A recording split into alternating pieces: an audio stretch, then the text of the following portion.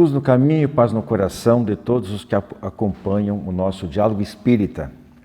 Hoje, no quadro Perguntas e Respostas, nós vamos falar sobre o Livro dos Espíritos e por uma razão que nós vamos explicar já já.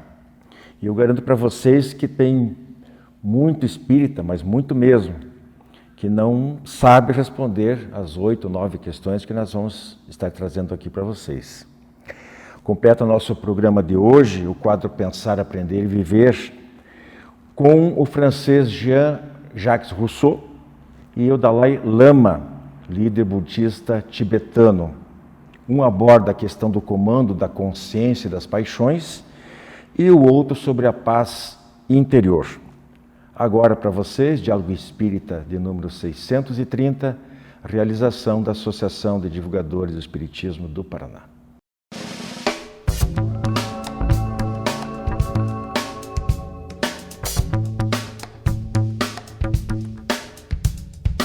Prezados amigos, perguntas e respostas de hoje, nosso tema é o Livro dos Espíritos.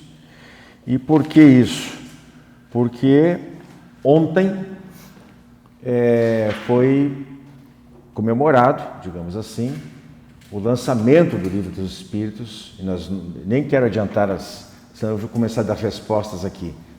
18 de abril de 1857, acho que já estou respondendo, mas enfim, hoje 19, então nós temos que fazer essa homenagem ao Livro dos Espíritos, obra fundamental, e Allan Kardec, o codificador da doutrina espírita.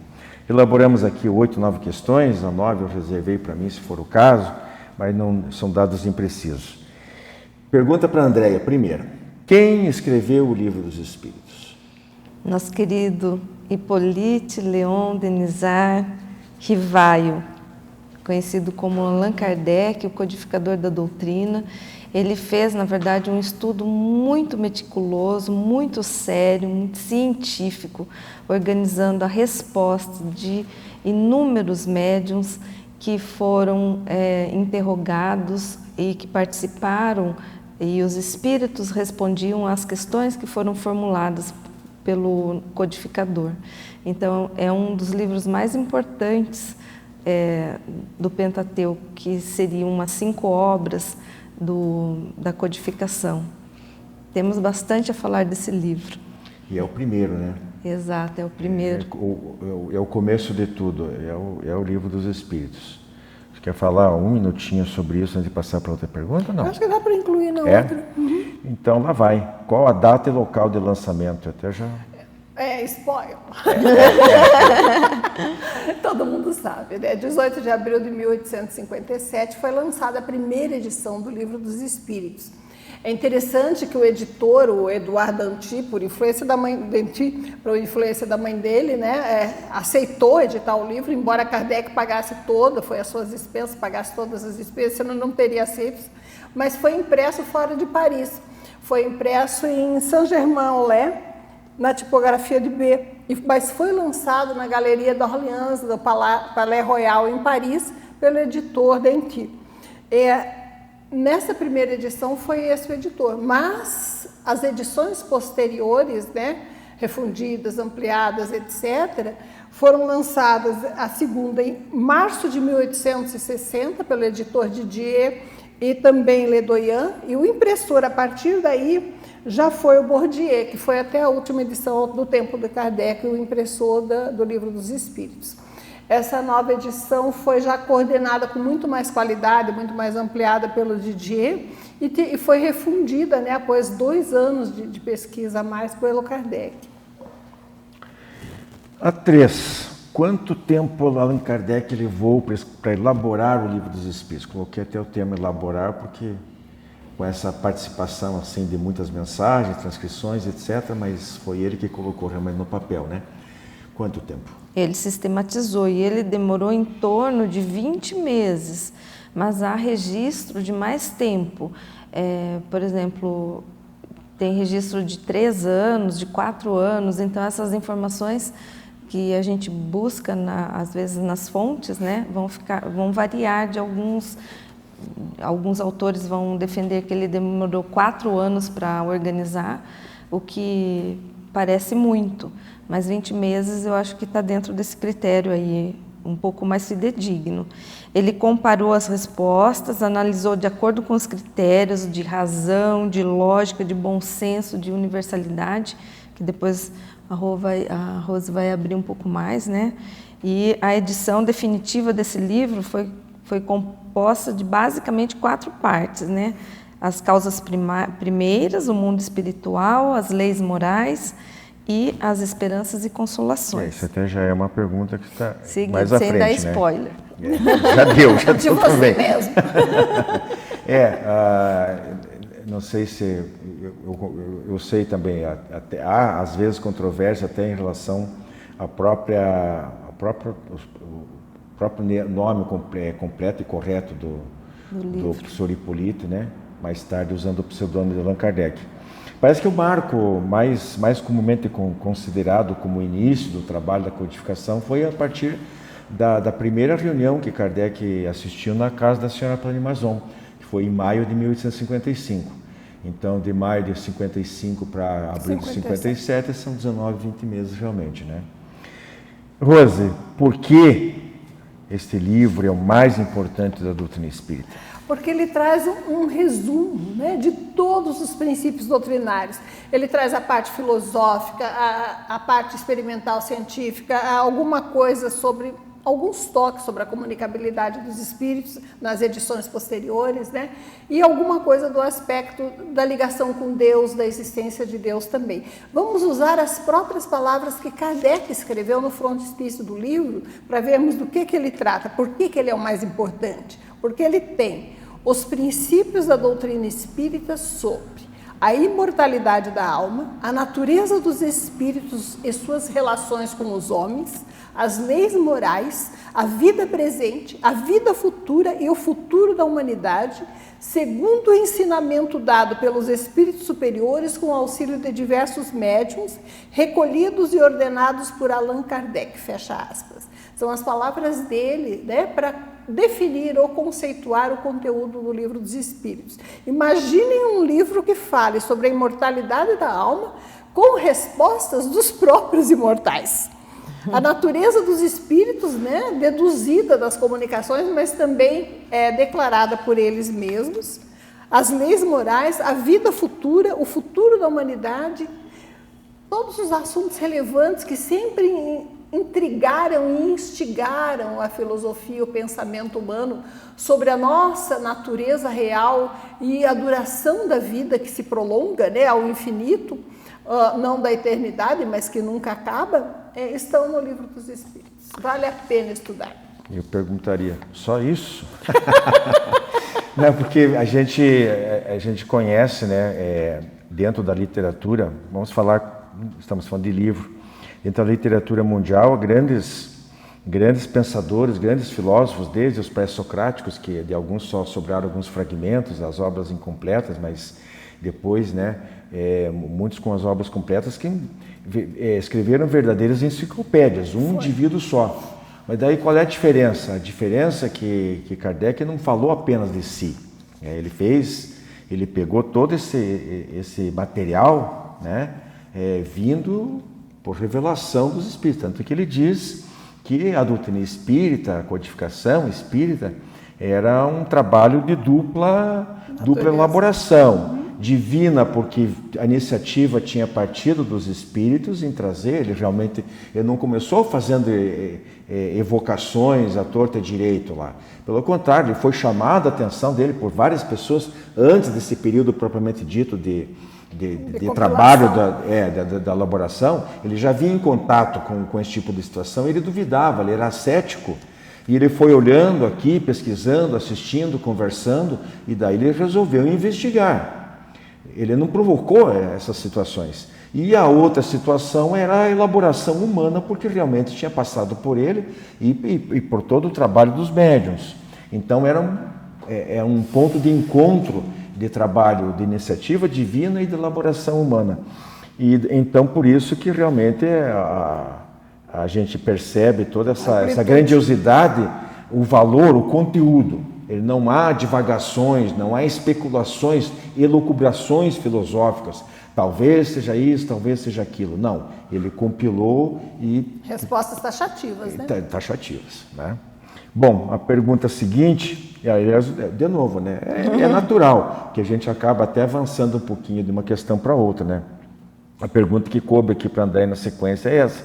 Qual o papel de Allan Kardec na elaboração do Livro dos Espíritos? Só de um compilador? Aí é o contrário, né?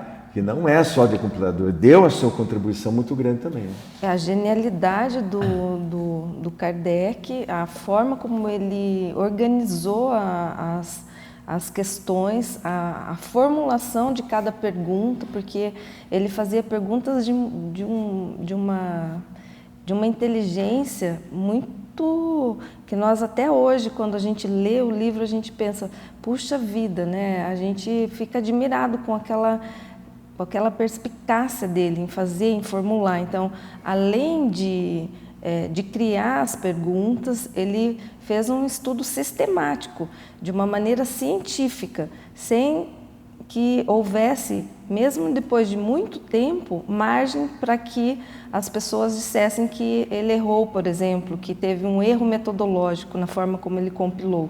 Não existe isso, não existe erro metodológico. Ele foi genial na formulação, na organização e na presteza desse trabalho. E o próprio preparo intelectual dele, que permitia observar as questões e estendê-las. Existem muitas perguntas dos Espíritos que têm notas, né, explicativos, comentários às vezes longos ensaios de Kardec a respeito de uma ou várias questões abordadas pelos Espíritos, que ele complementa com uma fundamentação extraordinária. As analogias que Kardec faz, comparando isso com aquilo, eu fico admirado até hoje. Rosa, quantas perguntas tinha a primeira edição e quantas tem as atuais? Bom, na primeira edição, ele tinha 501 perguntas. Nas edições posteriores, a partir da segunda, são 1019. Tem uma discussãozinha boba sobre o número de questões, mas no total são 1019. O que ele fez? Ele refundiu, assim que saiu a primeira edição, ele já estava revisando, já estava refundindo, e da segunda edição em diante, ele passou a parte das comunicações mediúnicas, por exemplo, para o Livro dos Médiuns, já estava preparando a obra, né? Então ele tirou o capítulo 10. E aproveitou, por exemplo, a publicação da Evolução das Espécies do Darwin e alterou, acrescentou uma porção de perguntas, fez uma pesquisa ampla sobre a teoria evolucionista. Ele mudou uma parte do livro nesse aspecto. Então, ele ampliou bastante e são 1019 questões a partir da segunda edição. Alguns consideram pequenas revisões nas posteriores, mas o número de questões não varia, sendo considerada a 12ª de 60, por alguns, de 64, acho, e a 16ª de 69 como edições definitivas. Há alguma discussão sobre isso, mas as revisões são pequenas. Isso mesmo. Você já tinha falado um pouquinho sobre como é dividido, são número de capítulos, Eu né? mesmo fiz o spoiler. A edição definitiva, ela é composta de 4 partes. O livro primeiro, Causas Primeiras, livro segundo, Mundo Espiritual ou dos Espíritos, livro terceiro, Leis Morais, e livro quarto, Esperanças e Consolações. Daí cada parte é dividido em capítulos, né? Então, a primeira parte, por exemplo, são 4. Daí vai seguindo, né? A parte de Leis Morais, ele dedicou uma grande parte do livro para esse tema que é muito importante.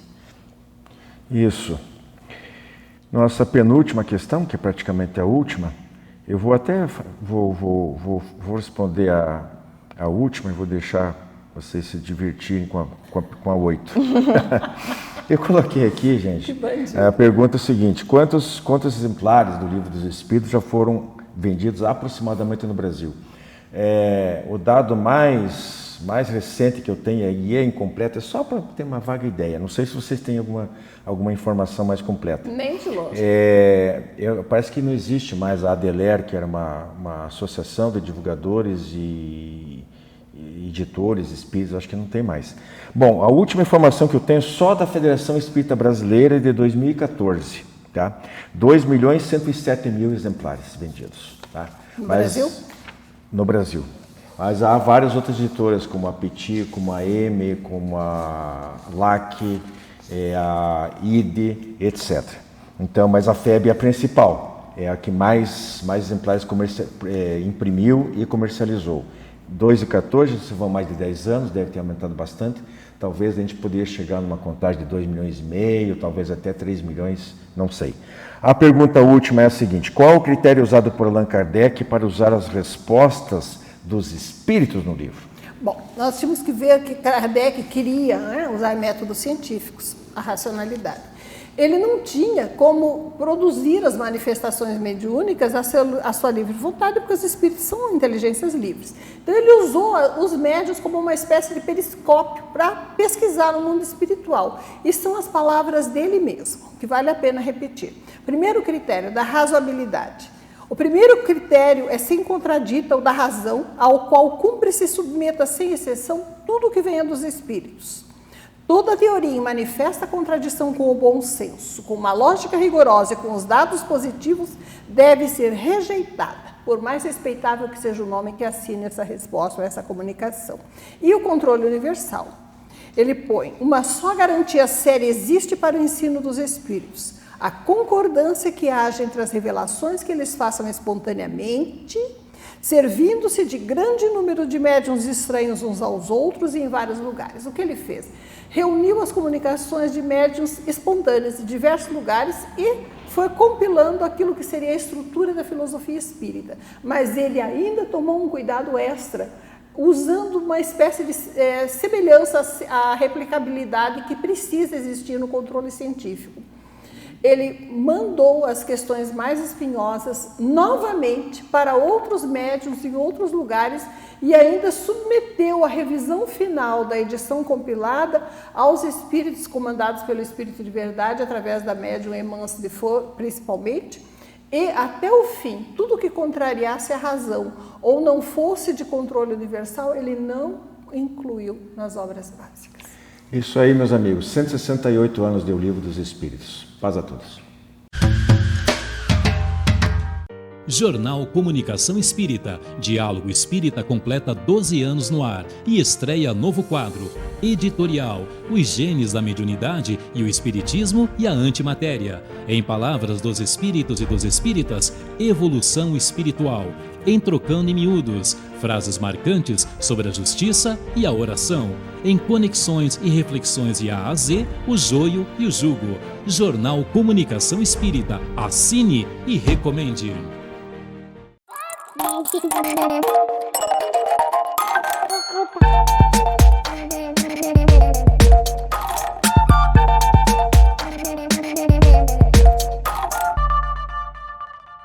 Nosso quadro de hoje, Pensar, Aprender e Viver. Estou na companhia da Mariana mais uma vez. E eu vou jogar a bola logo para ela ir tentando fazer o gol, né, Mariana? O Jean-Jacques Rousseau, ele disse o seguinte certa vez, ou escreveu, né? A gente não tem certeza. A consciência é a voz da alma, as paixões são a voz do corpo. Consegue fazer entender o que ele está trazendo para nós aí, Mariana? Sim, né? Quando ele fala que a consciência é a voz da alma, ele está corretíssimo, né? Porque quem pensa é o espírito, né? Então ele está super correto. E a paixões é a voz do corpo, sim, porque o corpo vai sentir os exageros que nós fizemos, inconsciente, não conscientes, né? Então, tanto as paixões como a consciência é da alma, né? É do espírito, né?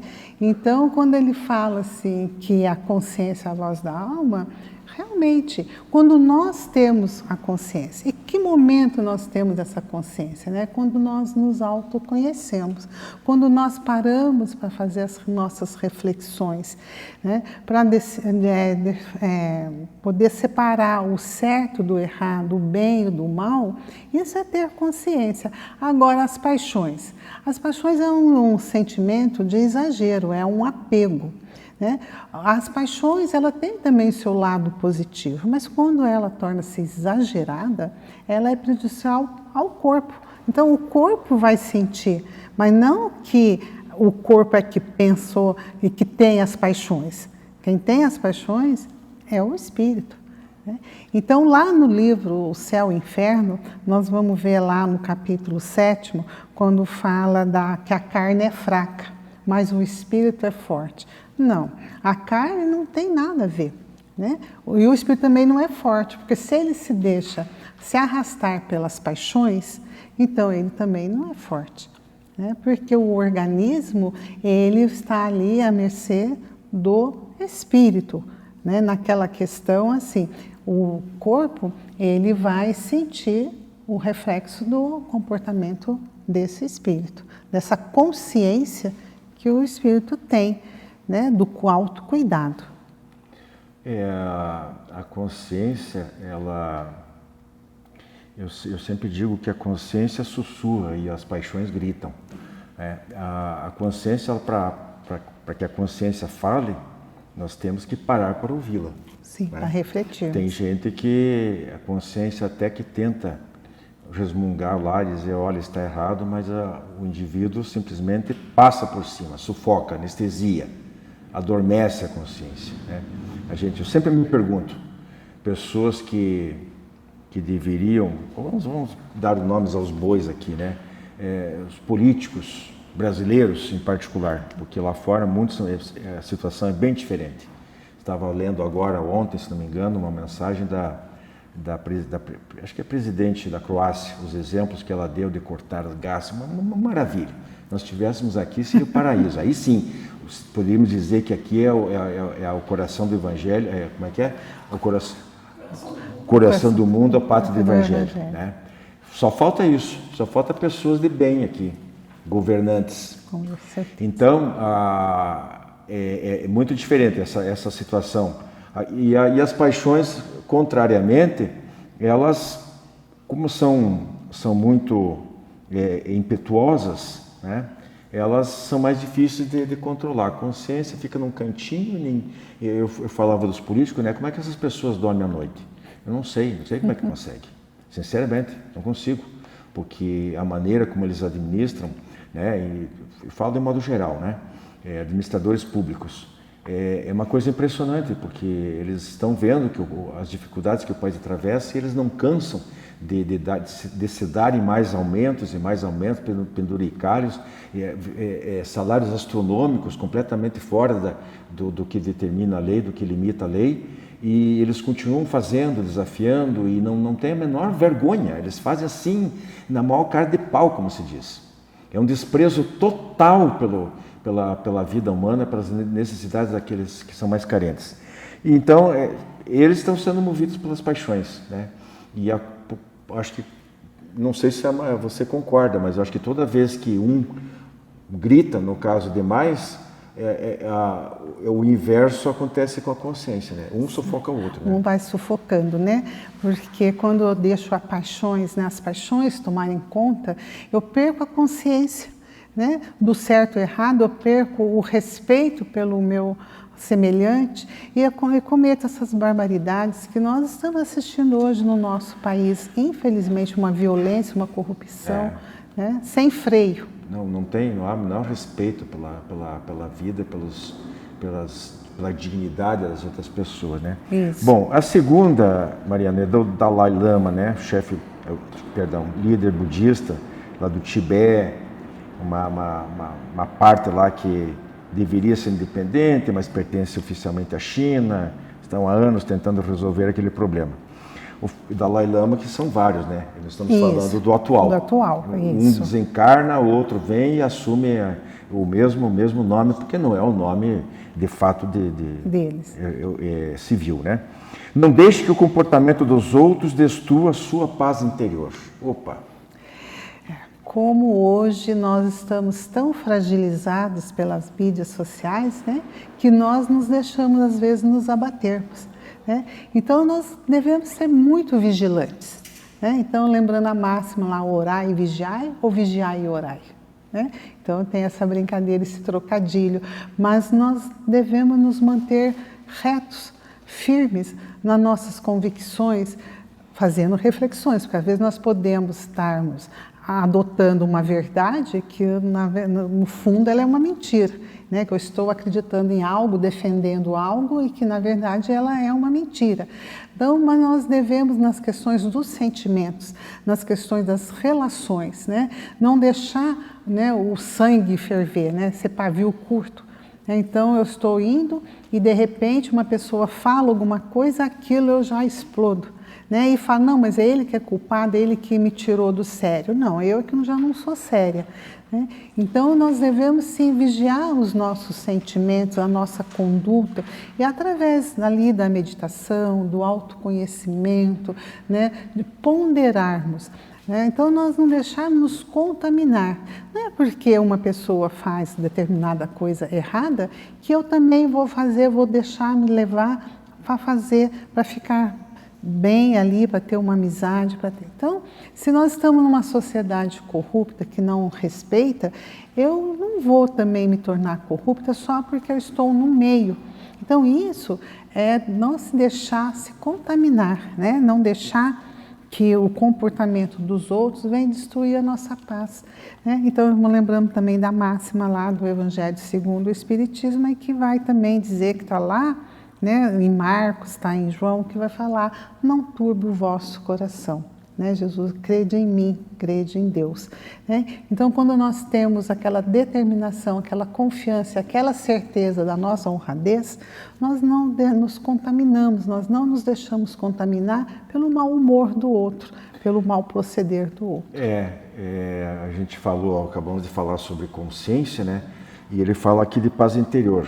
É absolutamente impossível um indivíduo ter paz interior se ele não estiver com a sua consciência tranquila, né? Então, para ter a consciência, para ter essa paz interior, ele tem que proceder bem, saber que ele está correto. Às vezes a gente, obviamente, que pode se equivocar, né? E há necessidade de que alguém venha e nos chame a atenção, seja um encarnado ou um desencarnado, né? Um espírito protetor. Mas as coisas estão entrelaçadas, então, de fato, nós temos que, como eu uma certa vez coloquei no nosso jornal da Associação de Divulgadores do Espiritismo, o armazém da paz. Você pode ter momentos que o mundo está pegando fogo. Naquele momento não adianta você querer ser o bombeiro, que você não vai dar conta mesmo, e você tem que manter a tua paz interior, a tua serenidade, porque se você entrar nesse embalo, como você disse, de quem está à volta naquela balbúrdia geral, você obviamente que vai se desequilibrar totalmente, né? E a sua conduta também ficará, a tua saúde, tudo fica comprometido. Então nós somos o sal da terra, né? Então nós temos que ser diferentes. Não é necessariamente melhor do que os outros, mas nós temos que proceder de maneira diferente. Nós temos que ser o exemplo. Nós não podemos, a título de porque todo mundo faz, fazer as mesmas coisas, cometer os mesmos erros. É chegado o momento de nós pararmos para pensar e dizer, não, eu não vou fazer dessa maneira, porque assim está errado e pronto, ponto final. Né? Então ficamos por aqui com o nosso Pensar, Aprender e Viver de hoje. Grande abraço a todos.